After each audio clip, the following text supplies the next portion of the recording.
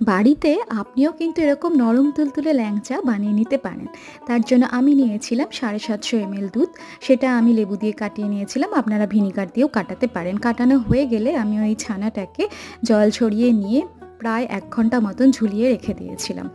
এবার হচ্ছে ছানাটাকে মাখতে হবে। সঙ্গে ১.৫ চামচ ময়দা, ১.৫ চামচ কর্নফ্লাওয়ার, ১ চামচ চিনি গুঁড়ো আর ১/২ চামচ বেকিং সোডা দিয়ে আর ২ চামচ তেল বা ঘি দিয়ে ভালো করে কিন্তু এরকম একটা নরম ডো তৈরি করে নিতে হবে। এবার হাতের সাহায্যে আমি শেপ দিয়ে নিয়েছিলাম।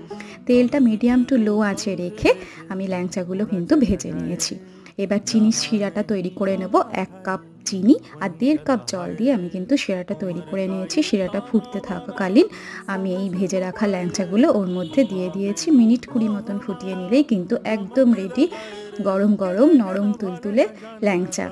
অবশ্যই বাড়িতে একবার ট্রাই করে দেখবেন। সবাই ভালো থাকবেন।